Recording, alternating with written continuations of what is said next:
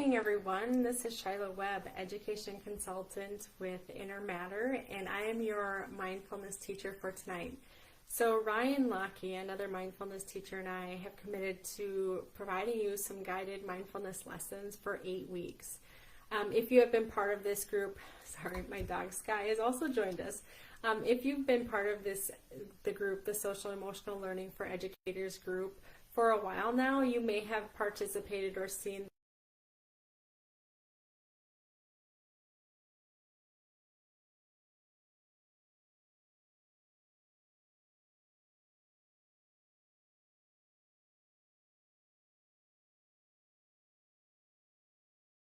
these 8 weeks that we're going to do. We're committed to giving you pretty much all practice and very little talk. Now, of course, we will demonstrate or give you a heads up on what we're going to do ahead of time, but for the most part, you can come prepared and just ready to relax and be present in the moment and just learn that skill. So we'll come on live. I really encourage you to be live with us as much as possible. For the sake of, if you're live with us and we're part of a community, it helps us all stay accountable, right? And also, when a lot of times when we watch recordings, we will push pause if we get interrupted. So where if you're committed to being live here, you're committed to the entire practice from start to finish. Now, we will have interruptions, right? Most of us are sitting in our homes and we have a dog that comes up, or we might have a child that needs our attention in the background.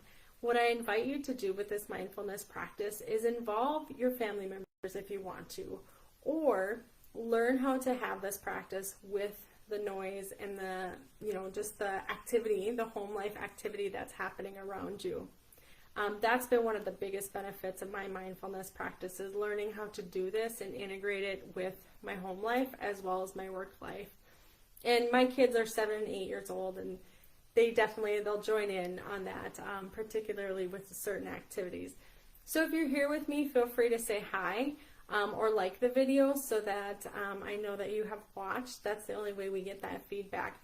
The other thing, I always invite people to comment. Let me know where you're tuning in from, or if after the practice. Now tonight I would not want you to post a comment during the practice, because that means you're not participating. But after the practice, if you have any questions or comments, feel free to post them. Anytime that you have a deeper question that you want to ask Ryan or I, feel free to direct message us and we will get back to you. We really try and answer all of your questions or respond to your comments as much as possible. So for week 1, practice 1, I know that we have a range of people. Some people haven't incorporated mindfulness yet into their lives, and then there's probably viewers that are incorporating every single day and possibly even teaching it. So for week 1, we are going to work on the basics of the silent sit. Now, when I say a silent sit, it doesn't have to be a special way or any way in particular. A lot of times in schools, and how I was taught was to have a strong spine, so straight back and soft front. And the reason why we have the soft front is so that we allow that space to do.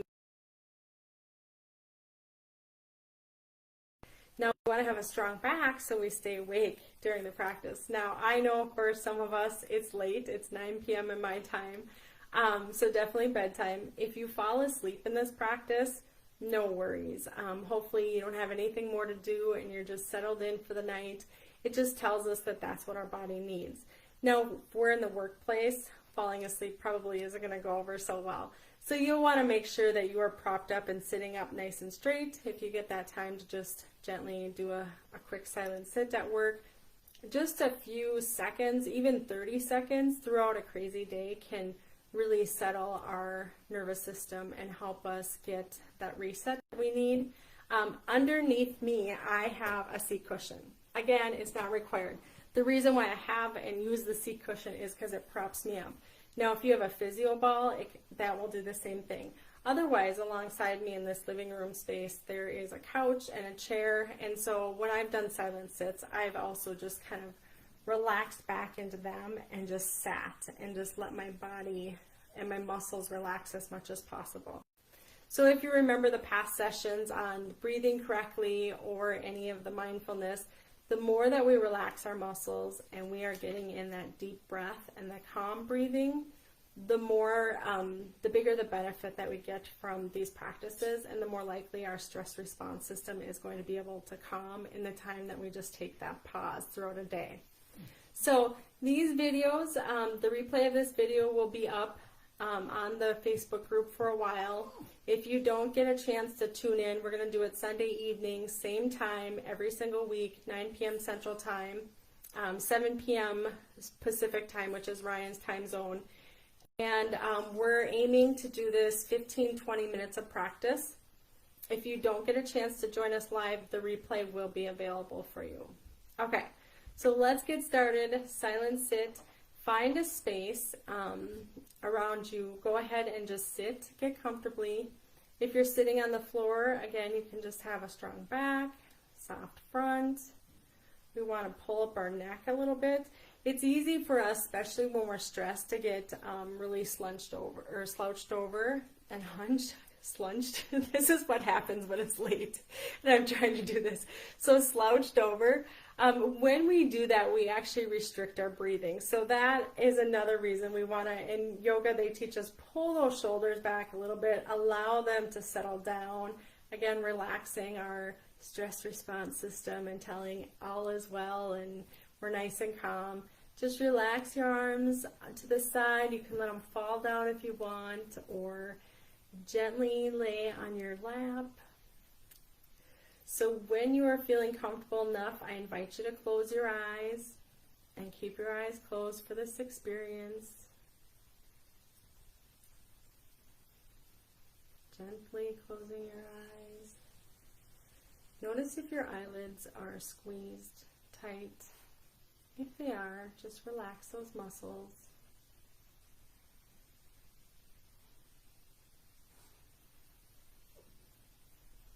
Settle into your breath.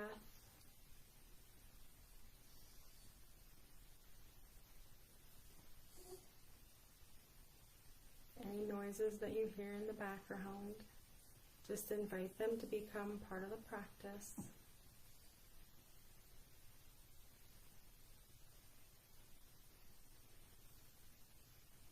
Just settling into the space as you are, however it may be.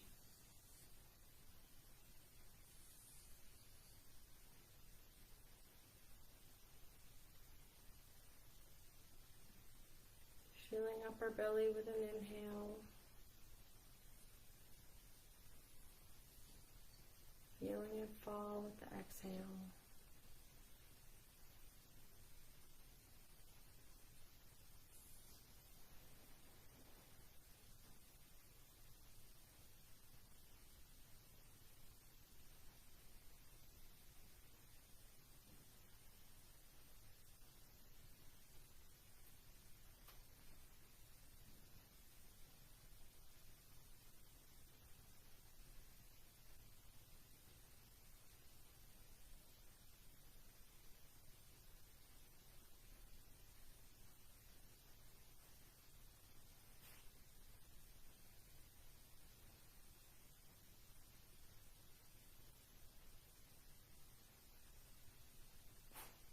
As we relax into this position and our breathing, we can feel our muscles relax even more.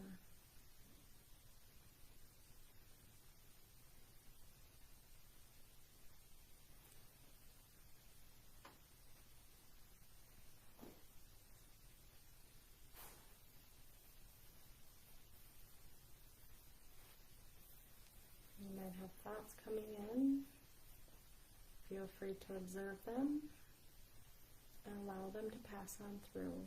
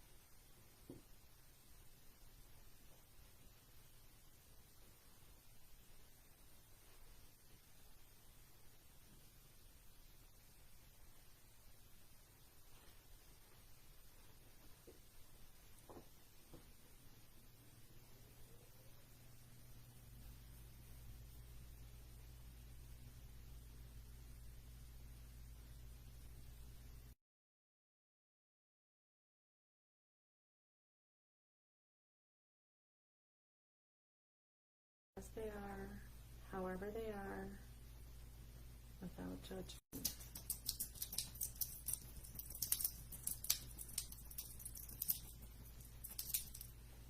So inviting noises like my dog scratching.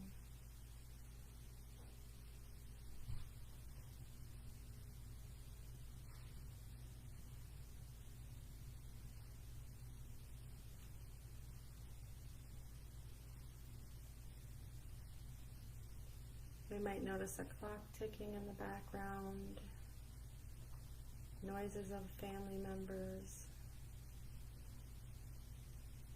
allowing all that to happen around us without disturbing our practice.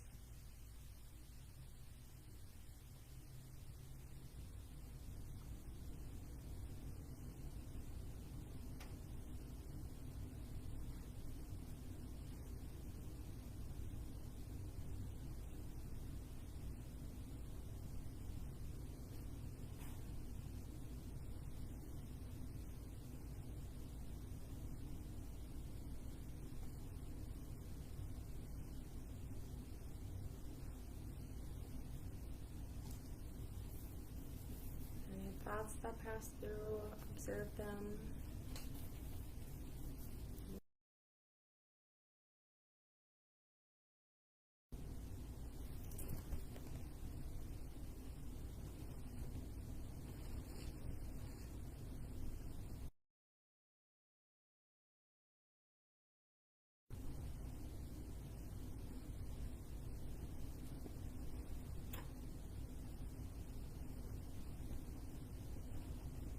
Tuning into your breathing.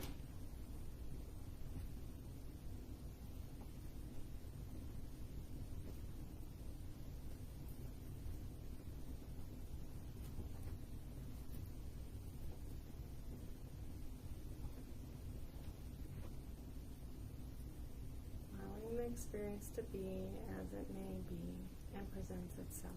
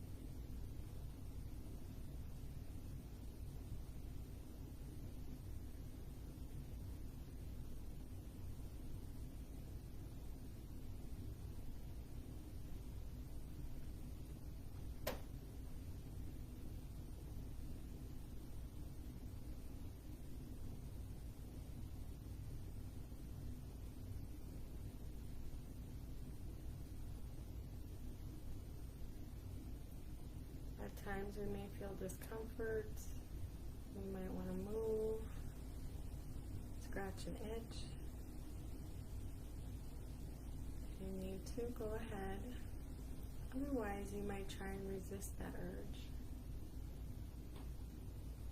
Just allow it to be as it is, even in times of discomfort.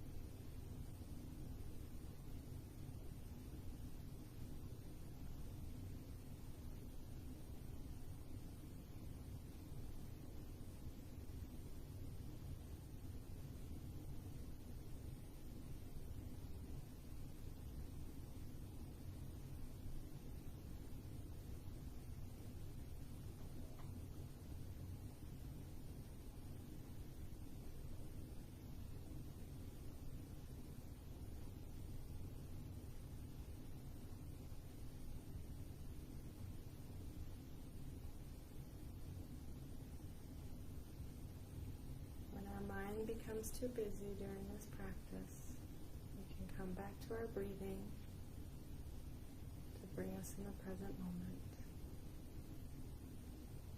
Feeling the coolness of an inhale and the warmth of an exhale.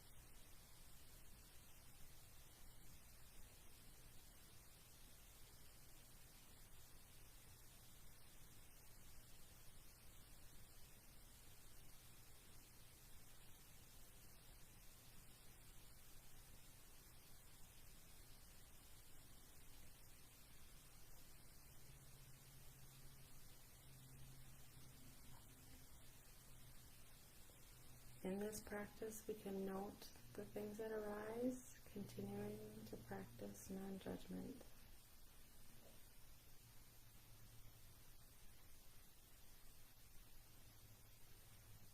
It's not good or bad, it just is.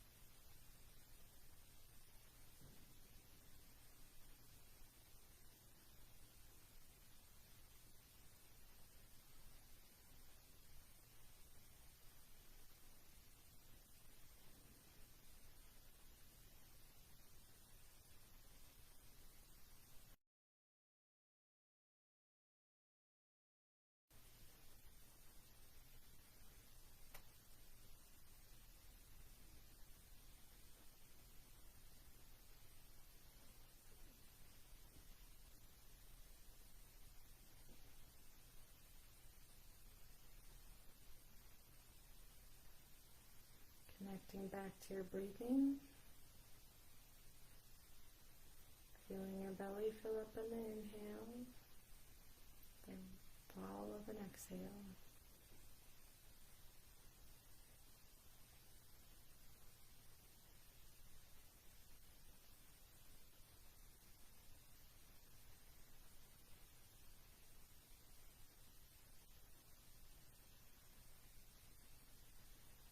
One last deep breath.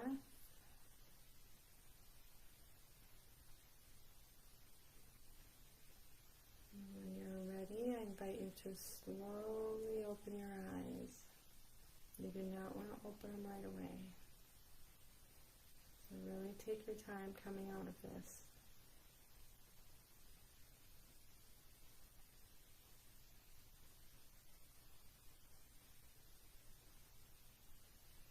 Slowly allowing light to come in.